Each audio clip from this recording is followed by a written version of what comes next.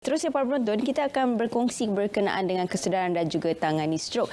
Apa antara perkara yang boleh kita lakukan dan apakah antara simptom-simptom awal ataupun tanda-tanda awal stroke. Dan kalau boleh saya nak kongsi sikit kepada para penonton, menurut data pada tahun 2019 iaitu peratusan obesiti melibatkan 50% rakyat Malaysia ya.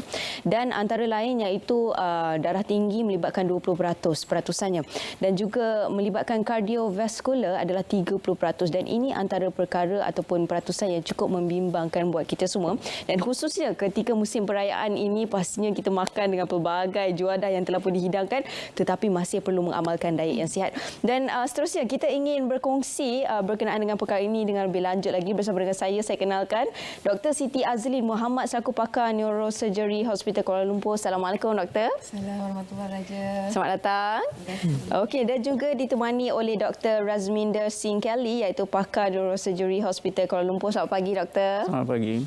Okey, baik, sebagai permulaannya mungkin Dr. Lee nak mulakan dulu iaitu berkenaan dengan apa itu stroke dan bagaimana untuk kita tahu sekiranya kita berlakunya stroke kepada diri kita maupun keluarga kita. Ya. Okey, Raja, macam ni, stroke ialah medical condition yang actually quite common dalam di Malaysia. Okey. And actually not even Malaysia, in the whole wide world lah. Okey, dia adalah penyebab kematian yang ketiga terbesar di Malaysia dan dalam satu hari 30 kematian is actually caused by stroke. Dan dalam satu hari 50,000 cases reported di Malaysia sahaja. Okey, stroke tu adalah bila bila kita punya brain tak dapat supply darah yang cukup, oksigen yang cukup ke otak, dan ada satu kemungkinan juga dia akan berlaku pendarahan. Itu berlaku stroke lah. Okey. Okey, apa lagi? Itu berkenaan dengan permulaan apa itu stroke. Okey. Baik, dan Dr. Ras juga boleh kongsikan tanda-tanda untuk kita mengalami stroke dan kita perlu tahu simptom-simptom ni kan supaya kita dapat mencegah. Mencegah itu lebih baik daripada merawat, betul? Silakan Dr. Terima kasih Raja Sofi. So, sebenarnya tentang stroke ini ada pelbagai simptom-simptom dia dan senang kata untuk pelbagai lapisan masyarakat, dia orang telah rumuskan perkataan ini dengan be fast. So be fast ini dia B untuk balance yang merupakan keseimbangan. Kalau kita ada apa-apa masalah keseimbangan, kita harus berwaspada kemungkinan kita mengalami stroke. Lain daripada itu masalah mata kabur, mata tak nampak ke apa-apa macam itu. Atau selain daripada yang itu E dan be fast, F itu face atau muka. Sekiranya kita ada apa-apa muka sengit ke apa-apa simptom macam itu.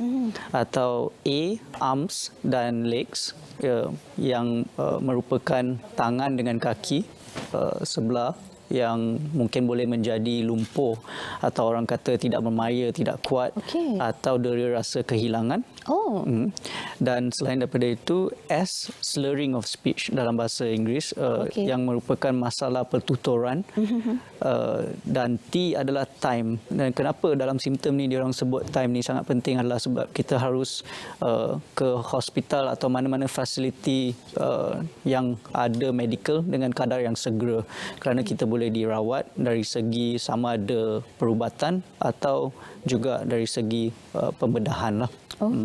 Jadi bergantung kepada berapa teruk serangan stroke tersebut. Ya, bukan itu saja, bergantung sama ada apa jenis stroke itu.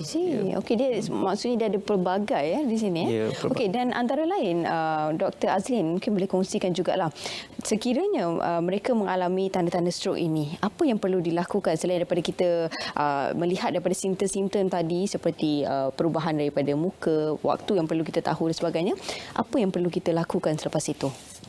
Okey, untuk bila kita dapat all the symptoms yang disebut oleh Dr. Ras tadi, kita akan kalau kita duduk bersendirian, kena cepat-cepat cari orang ataupun untuk seek help, untuk minta tolonglah, pertolongan. Okey, bila minta tolong dan yang paling penting macam Dr. Ras cakap is time. So bila kita dapat all the symptoms, cepat-cepat pergi hospital because treatment rawatan akan boleh dibuat secepat mungkin Okey. untuk stroke jenis infak ataupun untuk jenis yang pendarahan. Okey. Oh, dia ada juga jenis pendarahan, doktor? Yes, dia ada yang jenis cut off blood supply Okey. supaya brain tak ada blood supply. Satu lagi jenis pendarahan. Oh. Okey, dua-dua tu dia punya rawatan berbeza dan ada step-step dia. I see. Okey, dan bila dah terkena serangan stroke, ada tak potensi untuk kena lagi serangan tersebut, Dr. Ras? Ya, memang apabila seseorang itu kena stroke, risiko dan cenderung dia untuk kena stroke kali kedua memang adalah lebih tinggi berbanding dengan seseorang yang belum kena stroke lagi. Ya, ini kerana seseorang yang kena stroke itu kebanyakan masa dia ada faktor risiko yang menyebabkan dia ada stroke itu. Okey. Dan lebih-lebih lagi mereka yang faktor risiko ini tidak terkawal dengan begitu bagus untuk pelbagai sebab yang tertentu. Terutamanya macam kita tidak kawal pemakanan, tidak kawal stres, tekanan darah tidak terkawal atau paras gula yang tidak terkawal atau mengambil apa-apa benda asing yang boleh mendatangkan memudarat kepada badan, contohnya pengambilan alkohol, dadah atau merokok. Benda-benda ini boleh menyebabkan kita dapat stroke dan kalau tidak dikawal, kemungkinan besar stroke kali kedua juga sangat tinggi. Okey, dan sekiranya stroke kali kedua itu menyerang kembali kan, dan adakah ia akan merosakkan lagi organ-organ di bahagian dalam ataupun urat saraf? Bagaimana, doktor? Ya, itu yang kita kata kebanyakan masanya selalu kita nasihat seseorang itu sekiranya pernah kena satu stroke, dia perlu meneruskan rawatan dengan mana-mana fasiliti yang ada doktor atau paramedik. Sebab kita boleh menolong mengawal dia punya faktor risiko ini. Sebab penting dia adalah kerana kalau pesakit atau mana-mana orang kena stroke untuk kali kedua, dia punya risiko untuk cedera kepada saraf-saraf adalah lebih tinggi. Dan kalau kita nak senang kata, otak kita adalah gumpalan saraf yang besar. Okey. Dan tadi Dr. Azlin ada jelaskan berkenaan dengan stroke pendarahan ataupun yang melibatkan saraf ataupun terhentinya saluran ke bahagian otak, betul? Yes. Jadi apa antara perbezaan dan juga treatment yang akan diberikan kepada kedua-duanya? Okey, untuk daripada segi treatment, kalau daripada segi infak, ada ubat yang boleh berikan untuk release the blockage dan untuk daripada segi serta-mertalah segera, ya, dia boleh bagi ubat untuk release the blockage and also kita kena kawal tekanan darah, ya. Tapi bila berlaku keadaan yang teruk dan kita kena pergi untuk buat operation, that's when kita punya department buatlah, kita akan buat pembedahan otak untuk release the pressure, because otak ni berada dalam kita punya tengkorak skull yang sangat rigid box. So dia tak boleh otak kita tak boleh mengalami bengkak yang teruk. Jadi bila bengkak teruk, kita perlu operation untuk release the pressure. Jadi itu dari segi treatment yang berbeza lah. Yes, kalau daripada segi pendarahan, kita boleh buat operation untuk keluarkan darah beku itu. Tapi bear in mind that dua-dua jenis operation ini bukan untuk reverse stroke itu sendiri. Dia untuk release pressure supaya tidak berlaku bahaya kepada pesakit. Tapi bila berlaku stroke, saraf itu sudah tercedera. Jadi bila sudah tercedera, kita perlu membuat rehabilitasi untuk memulihkan balik fungsi saraf itu.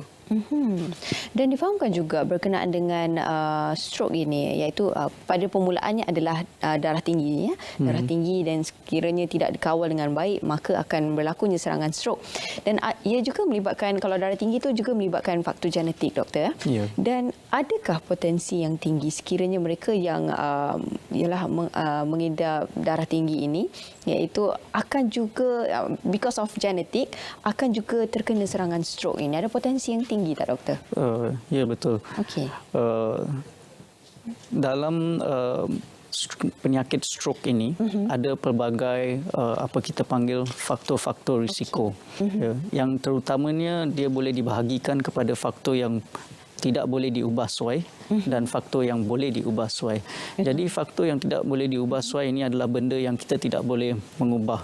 Ya, contohnya adalah usia kita. Orang yang lebih tua usia dia, dia lebih cenderung untuk dapat penyakit stroke. Faktor jantina. Daripada statistik memang menunjukkan lelaki lebih cenderung untuk dapat stroke berbanding dengan perempuan. Ya. Dan lagi satu faktor dia adalah sejarah kekeluargaan.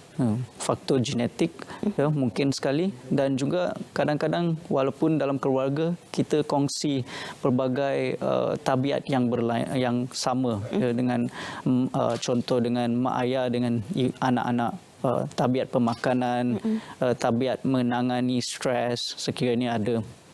Dan pada masa yang sama juga ada faktor yang boleh diubah suai. Ya. Faktor yang boleh diubah suai termasuk benda-benda yang simple sebenarnya. Contoh kita punya diet, pemakanan yang sihat, pemakanan yang mengurangkan risiko untuk kena penyakit darah tinggi, kolesterol dan secara tidak langsung stroke juga. Menangani stres dengan cara-cara yang bagus, ya, kurangkan stres sebab stres adalah satu faktor yang boleh menyebabkan tekanan darah kita naik juga.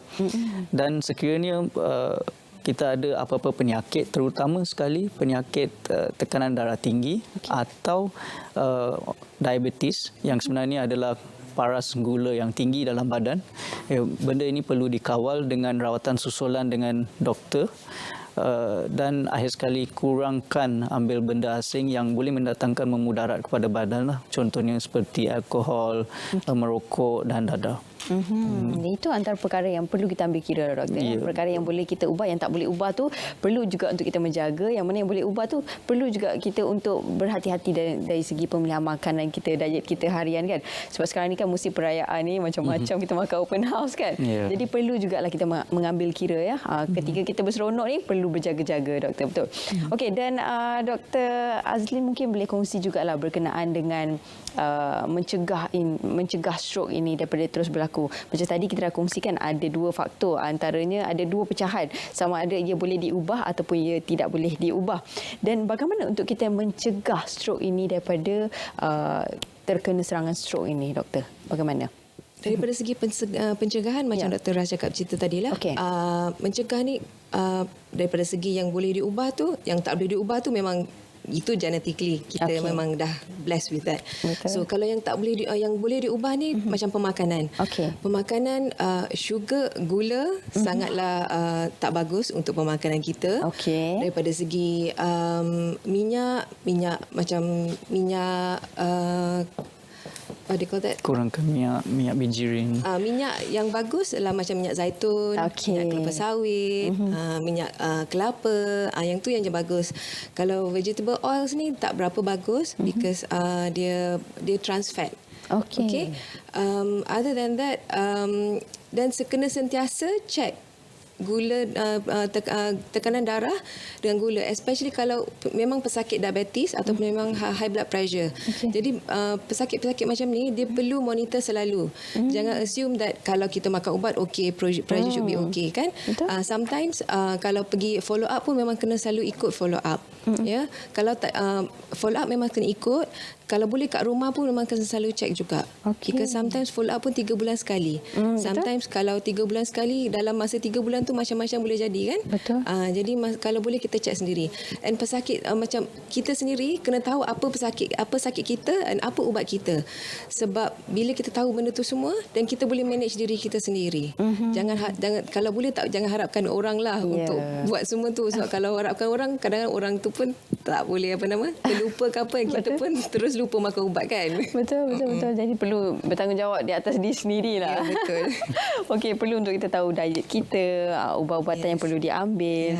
Ikut pada waktu yang ditetapkan, bukan ikut pada kesesuaian kita, doktor. Itu lagi satu masalah yang sering berlaku kan selalunya. Satu lagi Raja, processed food. Processed food tu kalau boleh kalau boleh cuba elakkan. Alamak. Dia kena makan fresh as possible. Okey, itu perlu kita ambil kira sekarang ni. Kadang-kadang kan doktor, bercakap jujur lah ni kan, kita kadang-kadang nak cepat kan. Biasalah fast food memang fast betul-betul lah kan. Jadi ini yang perlu, faktor-faktor yang menyumbang kepada stroke sebagainya kan. Jadi perlu untuk kita mengambil kira dan jaga pemakanan anak-anak kita juga doktor kan. Ya, betul. Anak-anak tu penting because dia daripada kecil kan. Ya. Kalau kita asuh daripada awal lagi makan benda yang sihat, bila dia besar pun dia akan makan, dia akan tend to pilih benda yang sihat. Yes, betul.